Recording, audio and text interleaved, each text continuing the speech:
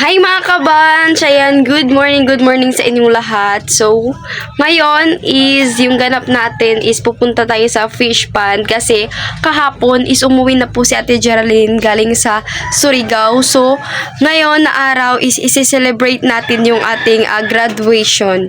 'Di ba? Si Ate kasi nagplano niyan mga kabans na isi-celebrate or mag-ano kami sa aking celebration kahit kunting salo-salo lang, 'di ba? Masaya na kami sa ganyang paraan yung kunting salo-salo. So, abangan po niyo yung mga lahat na kaganapan namin doon sa fish pond.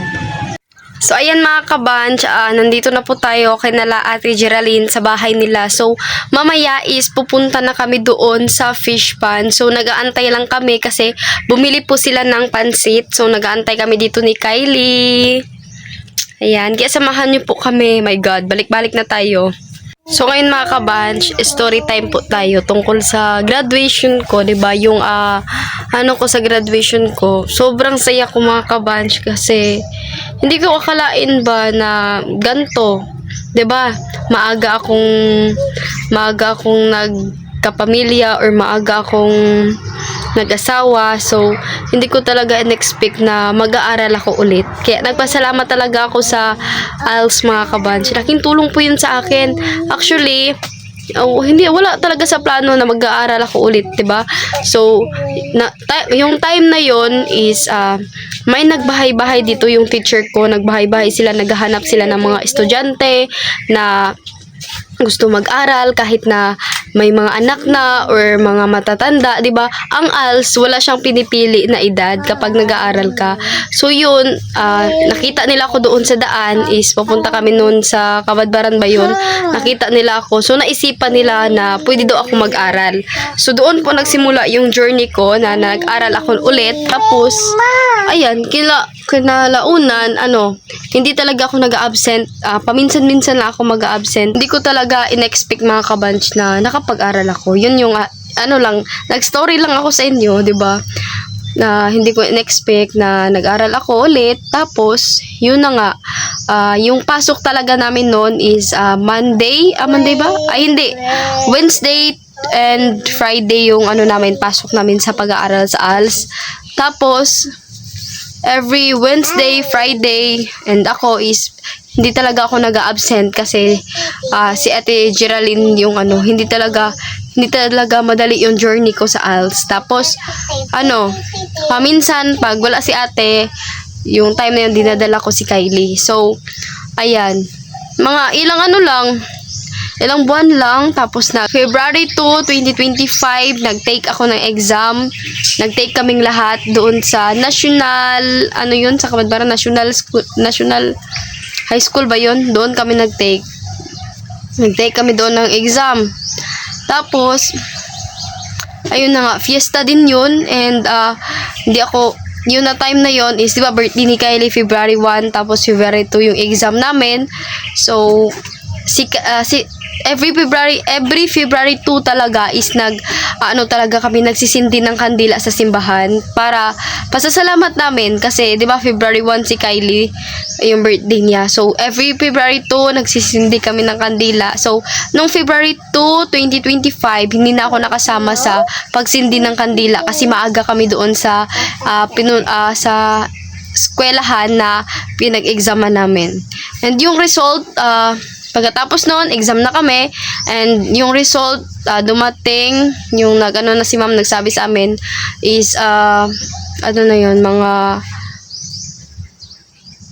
May or June yun dumating, yung result namin sa aming exam. So, kinabahan ako na time na yun mga kabanch kasi, madami kasi yung mga pangalan doon. Hahanapin mo yung pangalan mo if nakapasa ka ba sa exam.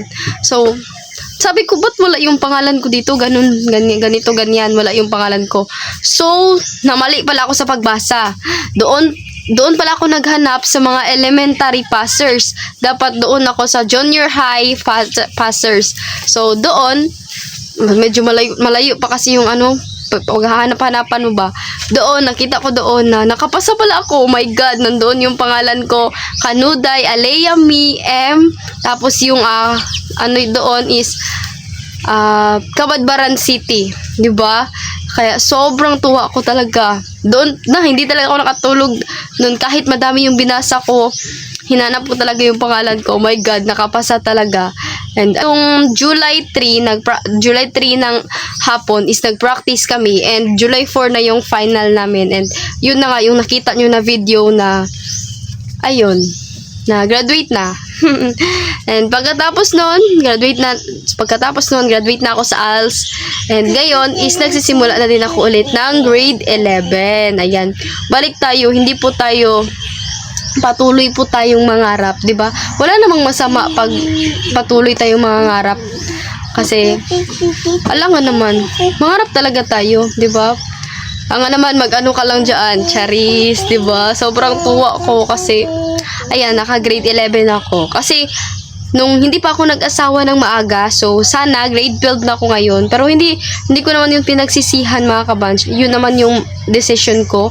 Pero ngayon is nag-aral ako ulit ng grade 11.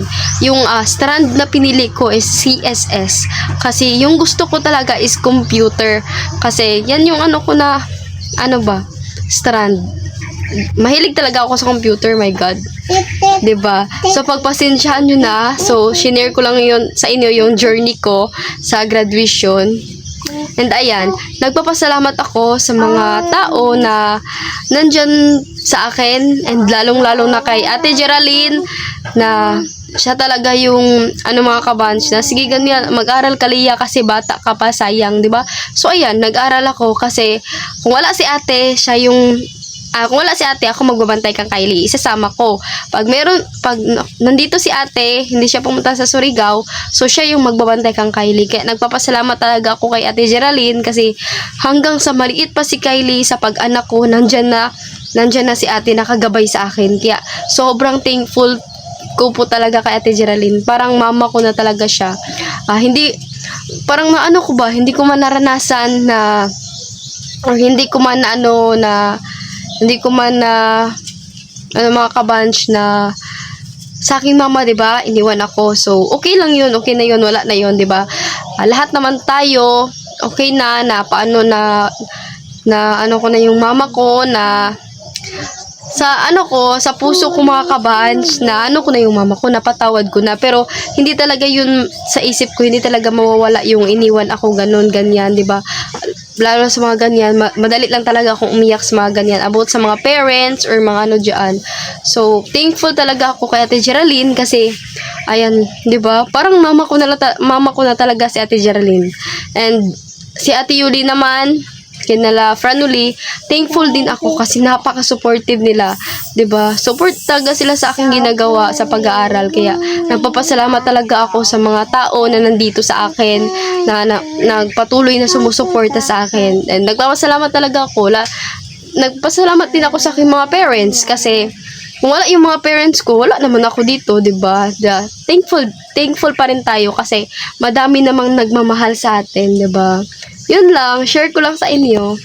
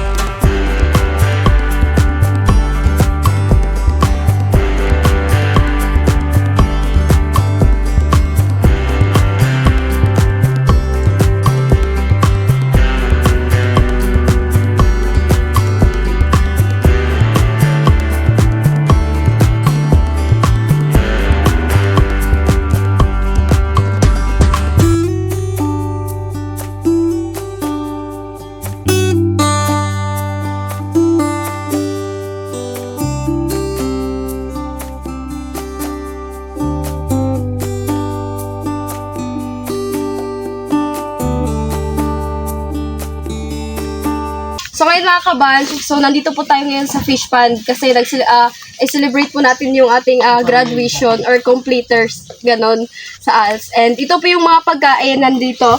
May bihon ko, tsaka sinabawang manok, and kinilaw, at tsaka kamuting kahoy at saging. Hindi may iwasan yung buko. Buko pa. And thank you din kang Ate Geraldine na nag-effort po sa pag-celebrate ng graduation ko. And thank you din kina Mama Bibi at Papa Carlo kasi nag-ano sila ng bangos. Kaya nagpapasalamat po talaga ako ng sobra. Sobra. Thank you din kay Ate Yuli na siya yung nag-escort sa akin and support din. Thank you kayo sa inyong tanan. Huwag mo message. Message lang ko sa mga kabans no. Sa ako mga kabans noise na nakapagtapos ako ng pag-aaral ng senior high school. And then sa kay Aliyah naman is good luck sa CSS na course mo. And sana mapalago mo pa yung pag-aaral mo. Istorya lang ako ni Lia. Salamat yun ako nga. Ang akong suggest ni Lia, tuman po siya. Napitayang na, kapadayon yung pag-iskila kay para sa inyo, harga po nagpuhon. Mara to. Kanang Lia, ay kanang mahinaot ko nga ipadayon nimo imuhang mga pangandoy sa imong kinabuhi para success ka. Hilok. Kinsa pa man. Oh.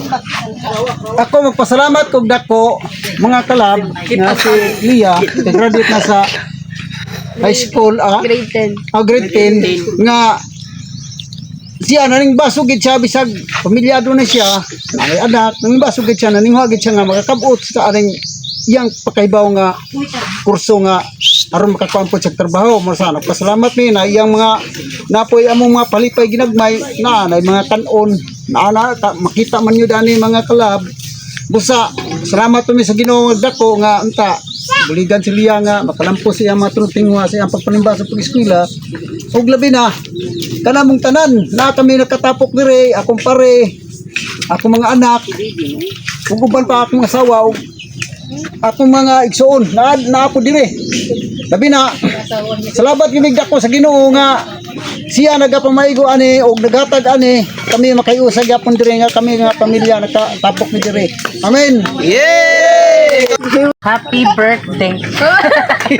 So kanang congrats kayo Lia. So ako man jud ang nagpasuno kanang biskan bitaw dili mitig unsa ni Lia. Then kanang karon nga kanang isig ka ko ana among mga kuan partners same lang jud.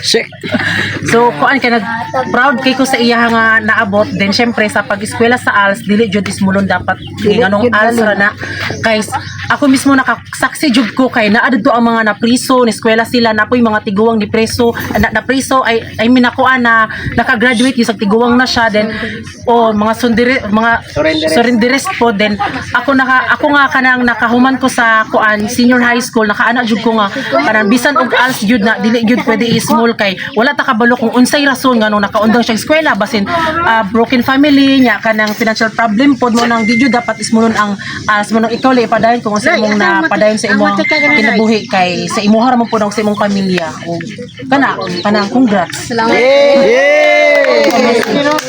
So karon mga kabal, magpapasalamat po ako sa mga lahat po na nagbati sa akin na congratulations and thankful talaga ako sa kung anong meron ngayon. Nagpapasalamat ako and nagpapasalamat pa rin ako sa aking mga parents kahit na ganito ganyan, di ba?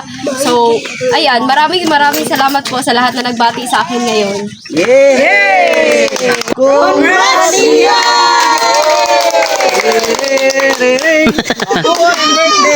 Mga namin na nasa langit. Palain na po ang iyong ngalan maghari po kayo sa amin dito ngayong oras na ito. At ikaw po magbuo ng panalangin o maghahatag ng blessing na dagdag po. Ikaw po magatabon sa imong hamili nga dugo. Marami pong salamat. Amen. Hallelujah. Kuan na ko bing. Happy birthday.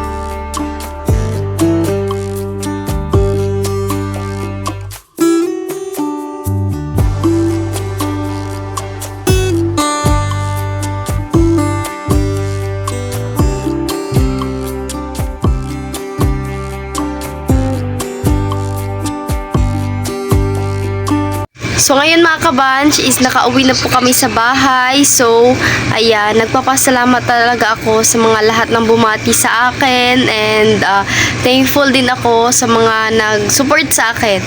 And so ayan, tapos nating celebration sa graduation. So nagpapasalamat din ako kay Sir Stephen Montialto dahil binigyan po niya ako ng pera. So yung pera na binigay ni Sir sa akin is binili ko po ng ito mga kabanch. Ilagay ko na lang po dito yung picture sa mga binili ko. Ayan. Thank you talaga sa iyo, Sir Stephen Montialto, sa aking regalo mo sa akin. Maraming salamat talaga, sir. So ngayon is magpapaalam na po muna ako mga kabanch, and I hope na mag-subscribe kayo and mag-like and share. Yun lang. Bye!